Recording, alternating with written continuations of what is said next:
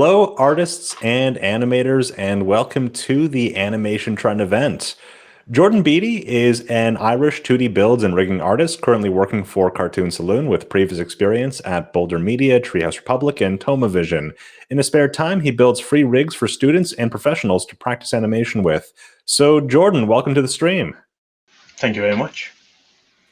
Jordan, how would you describe your path to becoming a rigging artist? So, my path to becoming a rigging artist was quite intense. So originally, I had kind of the options to go to two different places. One, I was going to do character design, and one I was going to do rigging. And rigging won, so that was very, very handy. But when I got it, I was just really into it. You kind of get a job sometimes. You're like, I'm just doing this to make money. And this was like, no, I am doing this because I really enjoy it. I'm going to finish work and then instantly go, I'm going to relax and build my own rig. And then you build your own rig and you go into bed, you watch your rigging videos. Really intense first few months, which I think really helped in the long run. Yeah. So can you tell us a little bit about the rig that you'll be taking us on a tour of today? Yeah, so this is Arley. Arley is designed by Lexi Rivas on Instagram. I assume she has a LinkedIn as well, and probably other socials. But Ali I was flicking through designs to like on Instagram, just scrolling through turnarounds and just something about Ali. I think we kind of discussed this a while ago, but it was like it's very over the garden wall, very like cute and whimsical looking, but kind of has like intensity behind the eyes, kind of. So it was really fun, and also the short hair kind of personally makes it feel so people could do female dialogue or male dialogue or any other kind of dialogue, and it would work with the character. So I contacted Lexi and was just like, can I make this into a rig? Originally, it was a full body turnaround, but I just made the head specifically because I had a lot of rigs that people were using full body acting with. So I decided to do just the facial acting because I had done a course by Adam's Animation Academy, and they had that kind of character. They had just the head, so it forced you to do a lot of facial animations, and you don't really see that a lot outside of that course. Like you don't find any rigs online. I don't see many courses doing it. So I was inspired to do this. And I think it's worth highlighting too that like the human face has a ton of muscles in it. You can make a lot of expressions. A cartoon face has unlimited muscles and lines that you could be drawing on. Do you want to talk a little bit about some of the features of the rigs, such as the drawing substitutions? And I can see there's some master controllers there too. Yeah, totally. So I tried to give as much control to the face as I could. A lot of the times you do a character and then an actor down the road or an animator down the road is just like, oh, can you like add this one wrinkle in because like I need to do do something, and you're like, no, not really, because that would mess with everyone else's. But like I kind of wanted to avoid that. I wanted to be able to add kind of as much control as you could. So I'll start off just kind of in the base view, where you kind of have all of these little controls. So you have a cheek that covers the mouth, and you have a smaller cheek for that's like this, cuts off the mouth, so you can kind of get like a little cheeky grin going on. We have a lot of kind of swaps for the eyes, so they're stressed, they're very stressed, we've got some really nice ones for the eyebrows, because I kind of noticed that people miss that a lot with the eyebrows. A lot of people will just animate the eyebrows going up and down to show that they're angry. But with a simple like flick of a button, now they're curious. That it's really putting pressure on the top of the head, and these are all deformable as well, so you can get a lot of motion and sharpness with the look. So now they're very furious kind of eyebrow. Yeah. So those are some of the features. I really kind of, the second I made it, I was just like, good, these are great. Like the you can kind of feel so much more on this side of the face than you can on this side, which a lot of characters are missing. So I really let you experiment with it. I've got some controllers, so over here. These kind of do different things. So some of the mouths have closed teeth. There is a tongue behind the teeth, but there's also an external tongue over here that you can turn on to like really push. If you wanted to come outside of the mouth, you can redraw tongues and maybe get like a really, someone burnt their tongue and it's flailing, and you kind of have that freedom. And then you can match it up with the internal tongue as well, so it looks like it's coming out of the mouth. We have some smaller controls specifically to move the face. We can move the head, and we can move the head and the neck, which I'm very proud of myself. Very simple to do, but I was just like, that's very cool. That's wild. Yeah. So kind of a lot of in college, I done a lot of 3D. So I noticed a lot of the characters would kind of have like this little plate that they would stand on to move, which I decided to add because I think it looked really cool. Completely useless. It could have just been another swap or a little button in the corner that says like full body, but I just really liked his little body.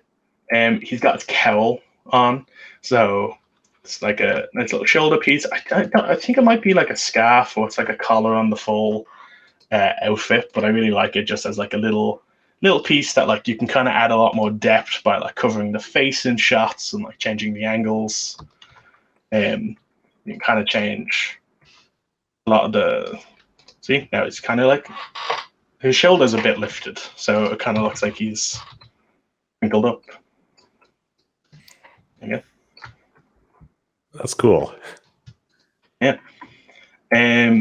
So the controllers. So I didn't want to go too intense with the controllers. You can go a bit overboard. Personally in work, I think we use like 2 or 3, and kind of really similar to the ones that I have here, where you have a controller for moving the head, so you can make it look very 3D. There's a bit of popping, but you're going to inevitably have that when you're making a master controller.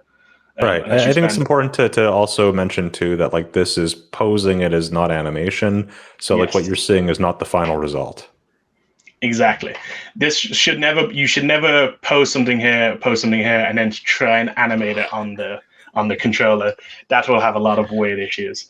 This is mainly for if you have a really strong pose, and for example, so here's a full body turner, and then here's a cowl turner. So if you really want the body to be over here, now maybe you want the face to be looking up here, and now the curl's kind of in a different angle from the rest. We want that looking a bit more forward. Like you have so much kind of control to get to the point where you need the character to be before you can hand animate and tween everything. Yeah, and then on top of that we have mouths, which you can kind of just swap between the mouths by hand, but this is a snazzy little feature.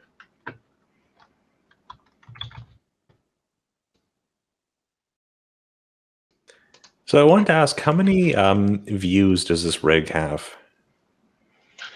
So the rig itself has, I think, around 400 downloads. Oh, sorry. I mean, in terms of views, like front view, as in turnaround, right. Language barrier across the seas. Yeah. So on the base rig, well, this view is a bit messed up now. I should have made a second key, but so I kind of had the issue when I would make a rig and only leaving the front view with a controller that could change the views, that people kind of have older versions of the program. So they'll go on and be like, why is there only one view? What's going on? How do I change it? And you get messages and you sit there working with them. So the rig itself has these first 5 views of one side. You can kind of flip those by yourself, but it's in there for a like beginner person that maybe doesn't have that much knowledge of the program, doesn't know how to turn on the controllers. But overall, it's got a fully tweened side to side. Does not, I find, not that much use out of the back views, especially with like facial acting, because you kind of don't want your character looking away from the screen if you're meant to be doing facial acting. So he Right. only goes side to side, and then he has a full up and down of side to side again, the face. So, when you were developing this rig, what kind of material were you working with in terms of design documents, turnarounds, pose expressions? Right, so that'll actually help to go into the other file. So when I got this, when I found the design originally, I'm pretty sure it was a full body turnaround. Um, so when I got approval to use it, I went in and I started making the rig. It was kind of pixelated because I had to zoom in a lot. But very, very fortunately, Lexi has a lot of designs of Arley. She will draw them in different settings and backgrounds, and she was telling like a story with him. And she'd have these character poses, and this is one from her website where she has all of these different poses. It's also on her Instagram. And very fun, very expressive. I love this guy. I can I see why you saw this character and thought this needs to be for expression practice Yeah, exactly. or facial acting. Because every animator is making this face as they're working. So it was a perfect meeting.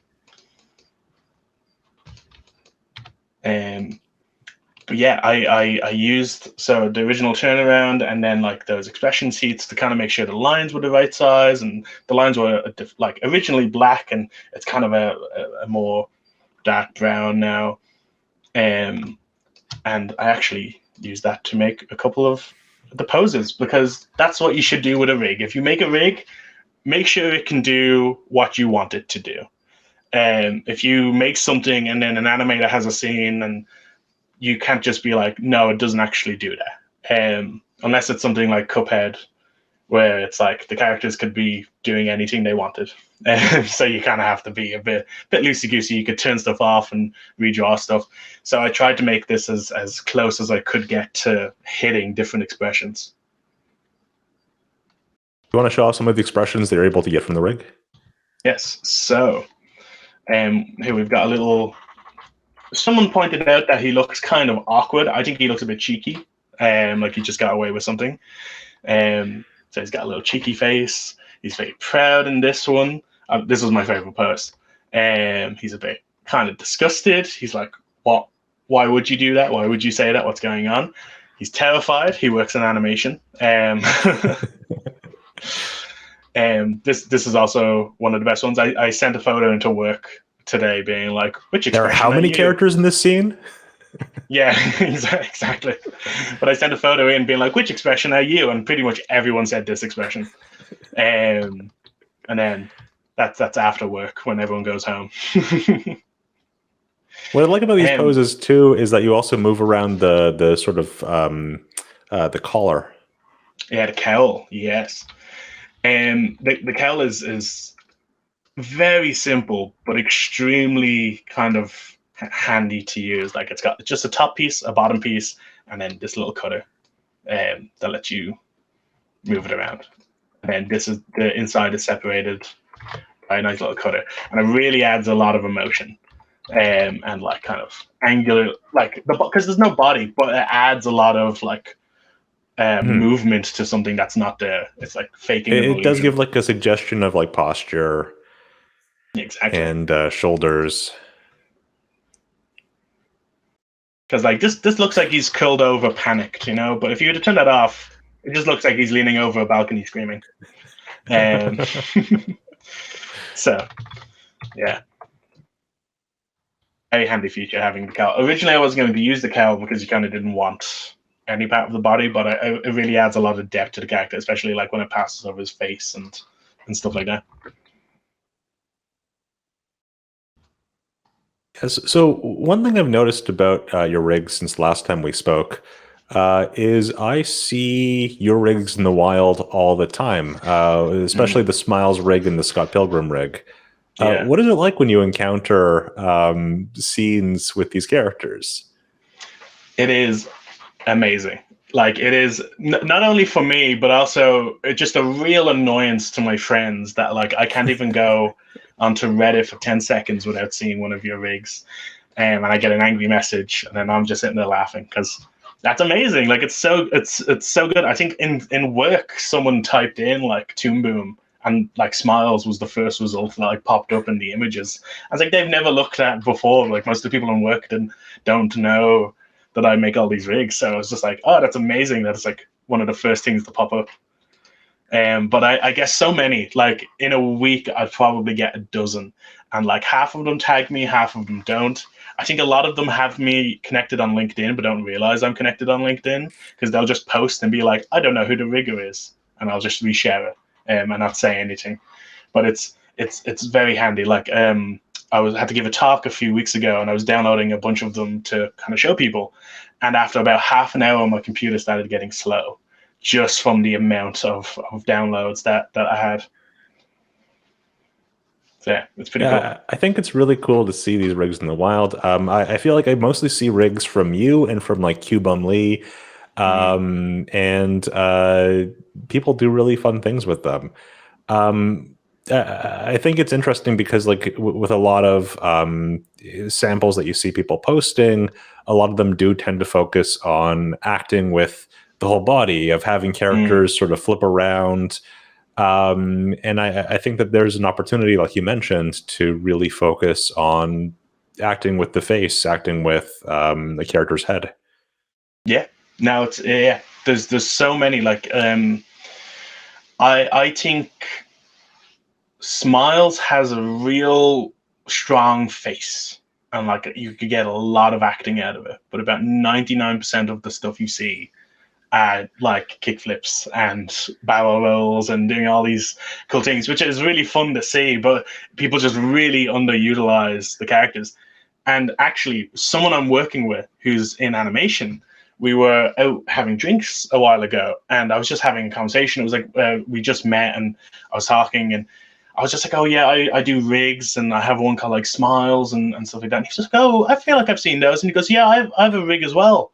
And I was just like, oh, what is it? It was like, what I know it, and it was the little hell girl, devil girl rig by Eduardo Books. And that's the guy I'm working with. And I was like, oh, people like put our stuff together all the time, and we had like an hour conversation before we realized who each other were. And it's so fun because like a lot, I really like when they mix the rigs together because that's a lot more of the facial acting and stuff like that when you have two rigs. Yeah, it was So very cool. this is how many rigs do you currently have published publicly? So up on my Gumroad is three. There is Scott, Smiles, and Arley. There was Raph the Angel, but she's getting an update, so she's currently down, but she will be back up. And then I have one that I'm working on that will probably be done quite soon because he's very early in development, which I can actually show you, which is this guy. So this guy is kind of the opposite of Ali. He is fully physical. He has no features. He basically only has directional lines to show which way he's looking. There's some stuff off that the other rigger in work corrected me on today. Feel like you should change this. So he still has some work to do. Um, but this guy is just complete. He's a crash test dummy. He's literally called the dummy rig. So you can kind of get a lot more fighting and action and poses out of. I was talking to an animator today, who's also making dummy rigs, and he says he's making his so he can kind of quickly block out stuff for traditional animation. And I was like, that's genius. I'm stealing that idea. No, but he was like on the ball with it. Mine was just going to be for people to do physical acting, but that was a great idea. So Yeah, I I think look, that's a really interesting idea. yeah. But what I really wanted to ask you about was what was the most challenging or rewarding part of building the Arley rig? Ooh, so I think it was his mouth. Um, So a lot of this character he has a mouth that has different separate pieces, and he's got a full um, happy, sad, whatever this is, happy and sad mouths, and each of them, as some people may disagree, have deformers on them, which on a normal rig, I completely understand, but because this character is so specific to his facial movements and acting, it was kind of pivotal that he had like as much range as he could, and he's pretty light. Like if you look at the node view, okay, maybe he doesn't look that light, but he's compared to a normal rig, he's just got some drawings and some like cutters cut into each other. Like he's pretty light. So there was a lot of leeway to like do this, but it gives you like full control of like every movement that you ever need. And like say if you want to really kind of push, like he goes happy to sad, you go look at that instantly. I was trying to say instantaneously, and then I got I confused myself. But yeah, so that was the hardest. Overall, he was pretty simple. Yeah, I think, and again, we've sort of mentioned this before, but like one of the really cool things about it is it really makes you focus on all of the work that you put into the faces, because he's just a face. Yeah. So, Jordan, I've asked you this question before, but I was curious, what are some common misconceptions about character rigs that you've encountered? Oh, the biggest one. The biggest one is animating just with what the rig has. Don't do that. You should always try and push and pull and plug stuff out and plug stuff in, and oh, this character doesn't have something that it needs to have, so I need to add it or change it. So you're not kind of limited to what the rigger made, because riggers are very technical. So we'll all go, yes, that makes perfect sense in our head, and then an animator will get it and go, how do I do this thing? For example, the eyes on these characters are cut inside the head. So if you were trying to add something to an eye that goes outside of the body, that's not really going to work. So on one of these designs where you have Arley crying, this eye is just a different shaped eye, but this eye is not. So I added in just a little extra piece to basically make it possible. And you can kind of get that with a few, like some of the other designs that I didn't do, but this upward crying eyes, like these eyebrows, you probably wouldn't be able to do with the rig, but you can add pieces and take pieces away, and it's really important. And that's why you always see like really amazing animators that like rip the rig apart, and like you'll have some people being like, why can't I do this? Why can't I do this? But then sometimes you give it to them and they go, I know what I can do. I can do this. And then they come back and they're amazing. And you're like, oh, thank God. No complaints as well. That's very handy when they're like, oh, you know, this rig was great, but you know it's not. But yeah, that's my biggest thing with rigs, is to always add to them. So, with that in mind too, what advice would you give an artist, an animator who is picking up the Arley Rig for the first time? He's pretty simple. I would let me see if I can. I'm trying to turn the design up. There you go. That one. He's pretty simple, but you can really get lost in his controls and his movements, and like you go, oh, this is really cool. I'm going to open this up, and I'm going to start messing with the head controller and do a whole animation using all these, and I'm going to really rely on stuff. Take it slow.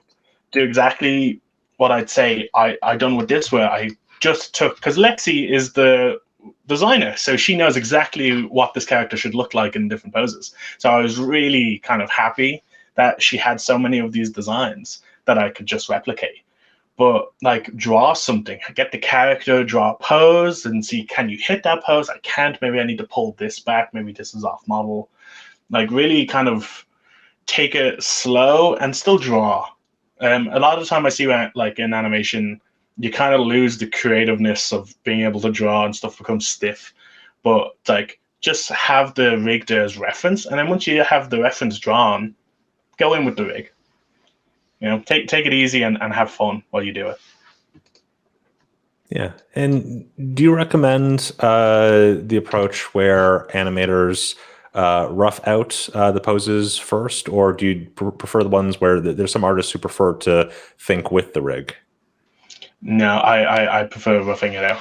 Um, I do. Obviously, if it's kind of like what you're used to, I think a lot of people that rough it out tend to be a bit older, not even older, in their 30s, which isn't that old.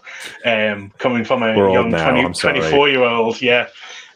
But like you have like people like kind of in the late 20s, early 30s that would rather sketch stuff out because they were kind of in college when peg bars and traditional drawing was still a thing, and rigging is kind of a bit too stiff for them. But they always tend to get the stronger poses compared to like a lot of students now, where you just start off in a program with a 2D character and you're told to stay on model. So you're like, oh, I don't want to push this arm movement because I'm afraid I'll break it or something will go wrong. And like really kind of, I really advise like drawing and sketching and yeah. So I asked you some questions about animators who would be using this rig. How about for rigging artists? What tools do you find are really useful when rigging characters? And what are some things that you want to keep in mind when working on, especially a face? Oh, I'm glad you asked because I discovered this on my last job, and it has been the most revolutionary tool I've ever discovered. So if you notice when I get to kind of if I'm scrolling through Arley's mounts, very basic. It's all the vowels and all the constant and stuff like that, and it's sad. Then you get to the bottom. Oh, you can't actually get to the bottom with the controller. You get to the bottom, and they're all a bit messed up. And the reason they're all a bit messed up is because there was a pose that required a mount that I didn't have. So, for example, the screaming mount isn't built into the rig. So what I done was I had a normal mount that was close enough to it. You turn on the deformer, you get to where you need the mouth to generally be.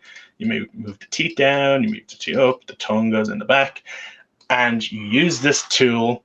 I call it baking, but I don't think it's what it is. Convert to new drawing and add deformation chain.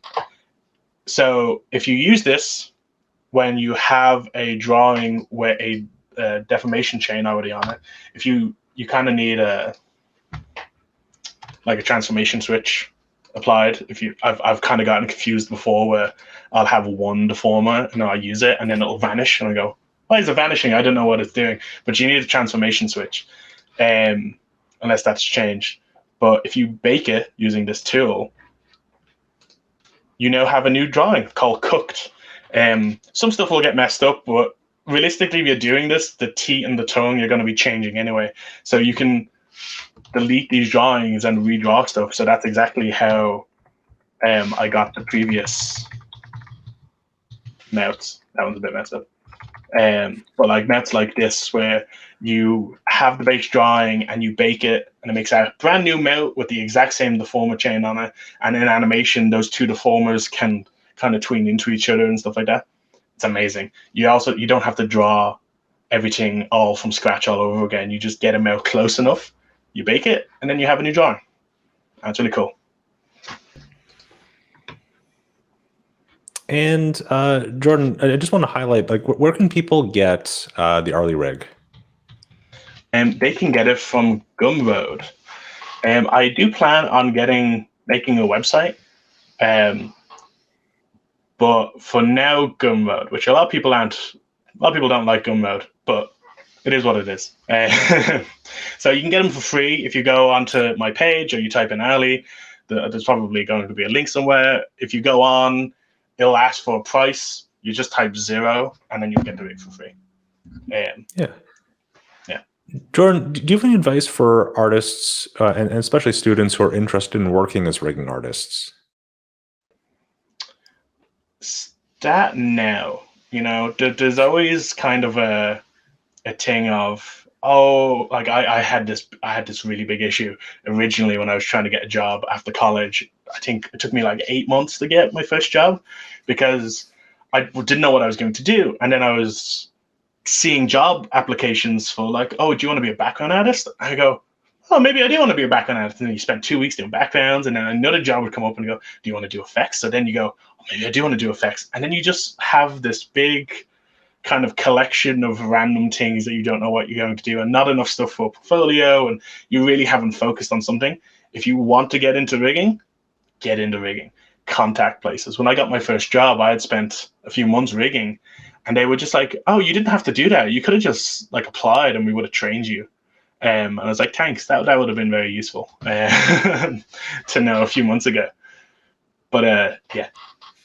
Yeah, and what does like a typical production like? What is a typical production like for you and your role as a rigging artist? I would love to answer that if I ever had a typical role. So nearly every production has been different. My first and my first one was I was a rigger. There was other riggers. There was a lead and a supervisor and a head. And then the next job, I was like 6 months experience going into, and they were like, "Cool, there's two other people here that have less experience. You need to train them." And then they were gone, and then they were like, "Cool, do you want to just be the head of rigging?" Yeah, totally. I'll be the head of rigging. You go to a different place, and they're just like, "Yeah, like currently we don't have a supervisor. We are just the two riggers that are on production." And it's like sometimes we go to the technical director because that's as head rigging as you can get with no lead riggers. So it really changes, but you have to just make sure that you know what you're doing. Like, put your foot in. If someone comes over and asks a question, hello, I can answer that question. I could, like, even if your supervisor's standing right there, just go, I know the answer to this. You really gotta like push yourself, and you'll really learn a lot. Do you generally have like a lot of interactions with the animation team being a rigging artist? Um, so originally, no. When I had a bigger team and there was a supervisor and stuff, like a lot of the interaction would come from them. But when I was the only rigger first year, I was the only rigger at Treehouse Republic for about a year and a half. There was some of the riggers that would come on for like a month to cover me while I was going through shows and stuff like that.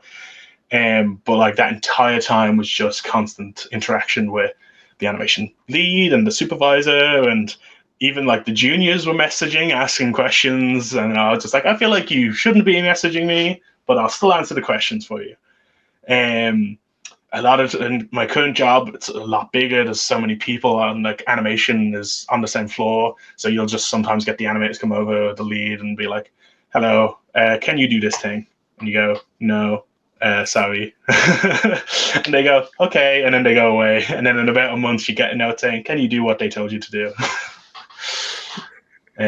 So there's a good amount of interaction, but it really depends on like the level you're at. If you're a very beginner, you probably won't interact with a lot of people very often. Um, if you're kind of more experienced, you'll get a lot more questions and people coming to you. Do you prefer those interactions? Like, do you prefer being accessible to more departments, or do you prefer sort of being off in your own character, in your own corner, and like, don't bother me, please? No, I see. I'm a very I'm a very talkative person. Um, So like I was telling the other rigger today, I was like, oh, I'd love to move to like a different country just so I could talk to new people. She was like, what? Excuse me? I was just like, yeah, like you'd sit on a bus, like you walk around town, like most of the people here. It's like I'd rather go to a place and just like nobody knows me, and I can tell the same stories and they won't even know. So I really enjoy like when people have questions, especially in my last job. Very few of the people working in Toon Boom knew how to use the program because they would use cell action or 3D beforehand, and you would just constantly be like, why isn't this drawing I made showing up? And you look and it's not plugged into a composite. And then you go, you need to plug this into a composite. And then they'd make a composite and plug it in, but that's not plugged into a display. And it's like a whole thing, but it's so much fun because you're kind of like, oh, this person has very little knowledge. I can teach them something. this is how you do it. And then like the next day you get like, hey, why isn't my videos rendering? And you go, I have no idea. Let me go research it and look it up. It's especially when you have nothing to do. When you've rigged all the rigs for the week and you have all the props done, you're just kind of sitting there. I really enjoy when they come over and ask questions. Yeah, and by now you've worked at, I'd say, the majority of animation studios in Dublin and Kilkenny. Mm, What do you enjoy about working especially in Ireland? Like, what is because I think there's been a lot of growth in the Irish animation industry, and mm, there's been a lot of really amazing work out of Ireland. yeah. Do you feel that it is? Well, I guess my question for you is, how do you feel about the studios in Ireland currently? Yeah, no, they're great. The I'll answer your first question, which was the most enjoyable thing is everyone going for pints after work on Friday. Um, that's quite fun, especially because the building I'm currently in is attached to the pub, so everyone just kind of walks to the door over, and everyone's hanging out, drinking for the next few hours. Um, but there's kind of like a real community in Ireland. Like it probably happens in most other countries, but if you're in one studio, everyone you talk to knows somebody else. And then you go to another Mhm. studio and you're working with half of the people you originally worked with, or even half the people I was working at in my last production live in Kilkenny but don't work in Kilkenny. So you'll just be out having food or drinks with people you work with, and then they'll just walk in the door. Oh, hey Joe, how's it going? I didn't know you were here. And they say, oh yeah, I'm just around the corner. Like everyone knows everyone, and it's really helpful. You get a lot of support. You kind of get a lot of insight about stuff that's going on. You'd have one person that would be like, oh, I can't tell you this really secret thing, and then the second they leave, the friend is like, let me tell you about this really secretive thing. And you're like, cool, thanks. So it's a very fun community to be in Ireland. I don't I'm know glad you because said that a lot of because countries are a lot bigger, so I don't really know if. yeah, yeah. So that ties in with what I wanted to ask. I kind of lost trail on that previous question, but because an animation hub, the animation industry is so tight knit, people work Mm, on jobs production to production and move around a lot. You wind up knowing a lot of people who work in every single studio. mm, If you're working in a place like Dublin or Kilkenny.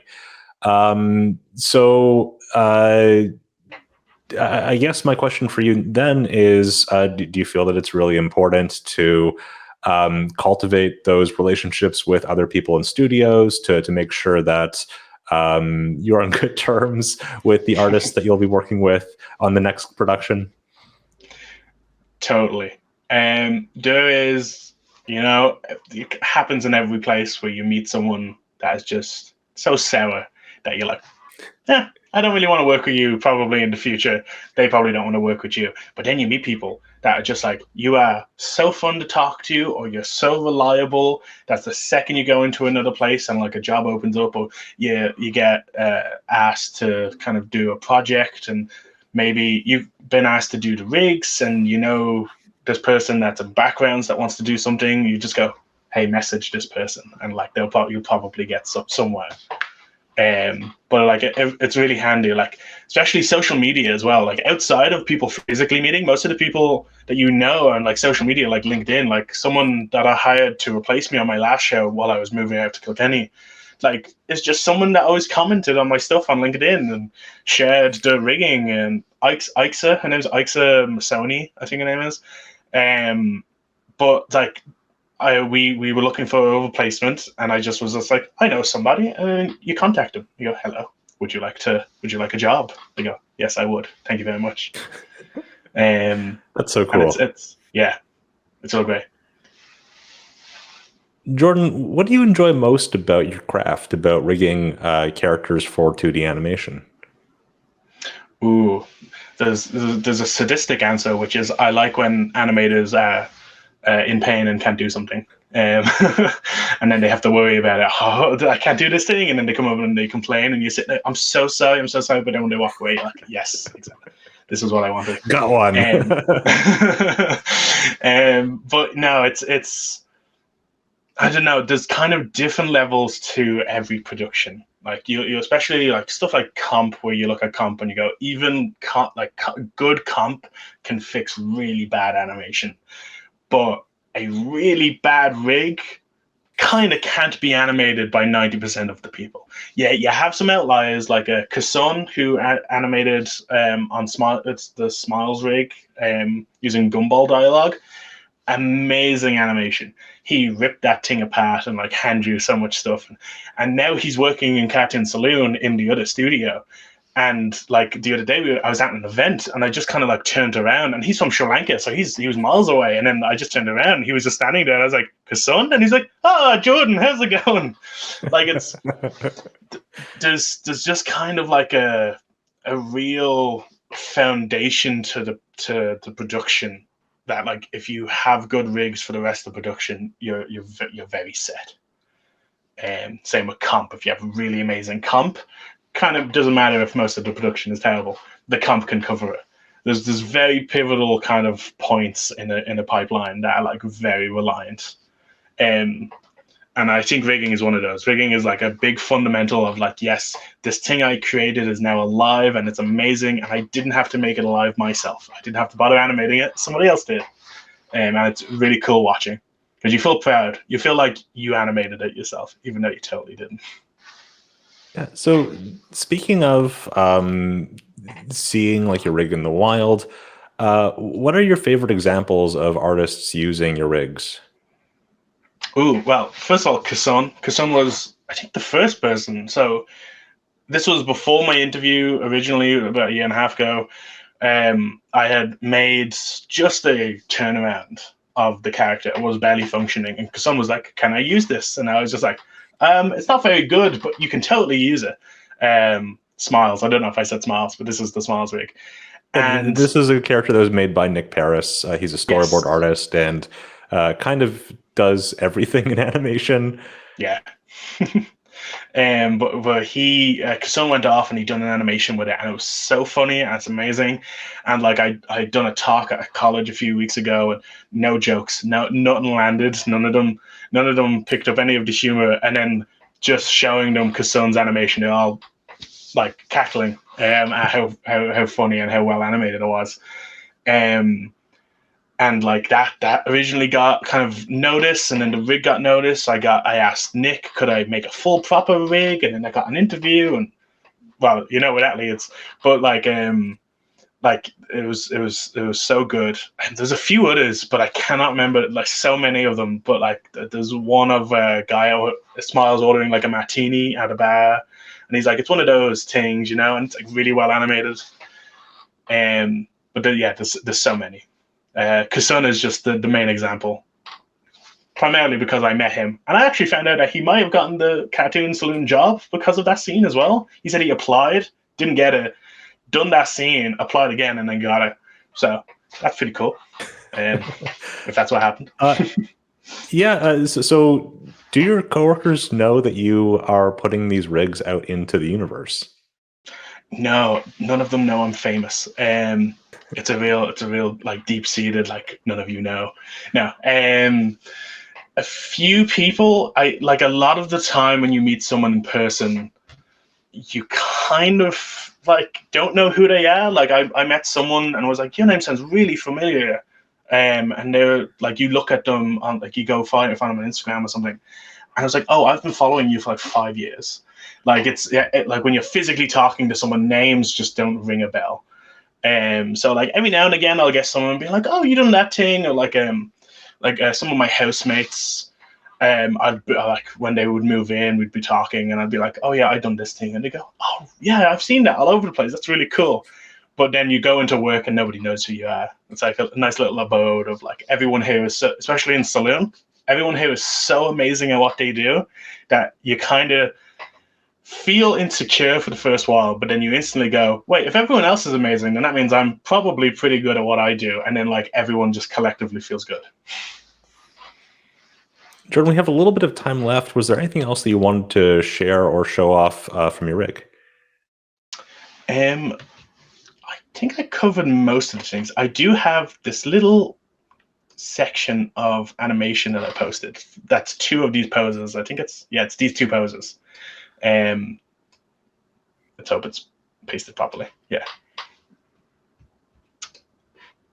Yes. It'll take a few seconds. So I've done this the other day just to kind of promote Arley on my Instagram, because I noticed his hair's a bit messed up. Ignore that bit. But yeah, like I was like, no one is doing animations with Arley, so I was just like, I'll do the animations with Arley. I'll do it myself. So I got these 2 poses, and I done this little animation. Obviously messing with the file has kind of corrupted him a little bit. He shouldn't have little book teeth. But you can kind of also see, like, especially with the cowl, like the just slight lift of the shoulders that aren't there, that really adds like a like he just told a really bad joke and he's trying to make you laugh. But yeah, I made that a few days ago. Maybe it was a few days ago. It was like a few weeks ago. Yeah, I mean, what I really like about it is it shows the poses, and it shows that you can animate the character between those different expressions, which is what you really want from a face rig. Yeah, exactly. I think that's everything I've got. Sadly, Ali's a bit sad about that. Well, thank you so much, Jordan. Where can our viewers find you on social media and across the web? So I mainly use Instagram. It's Jordan_Beatty_art. I should probably make it more rigging related, since I don't do art very often. But you can find me on LinkedIn at just Jordan Beatty. Add me. Like everyone connects. It's really fun. Like when you do talks at college and people are like, "Can we add you?" and you put your name up on the thing, and then you go home and there's like 50 messages. You're like, "Hello, I have a school project. Can you help?" And you're like, "Yeah, sure, go ahead." What you got? So it's really nice when people add you on LinkedIn and just kind of like chit chat. I'll have a Twitter, probably also Jordan Beatty. And a YouTube that I plan to post more videos on. There's a few videos, especially showing off Scott. I think it's Scott. Yeah, showing off like how to use Scott. Do not comment. If you have an issue, message me on like a social media, because I do not read the comments, because they've been left there for so long that I'm too afraid to go into the comments now, and they just keep getting added. But most of the time, if someone has a real issue, they'll message me and be like, "Hello, I comment this, but you haven't replied. Can you solve this?" And you go, "Yes, totally. What you got?" Yeah, so I have a YouTube, a Twitter, Instagram, LinkedIn. Most of them will probably be linked. Gumroad, Jordan Beatty on nearly everything. Okay, so everyone watching this, make sure you follow Jordan. Make sure you download the Arley Rig. I want to see just as many animation samples of Arley as I see of smiles. Thank you, Jordan, for joining us today, and thank you to our audience for joining us for the Animation Trends event. The Animation Trends event is an online conference hosted by Toon Boom Animation, and you can visit toonboom.com for details about interviews, panel discussions, and speed training courses. And we hope you tune in to our next discussion.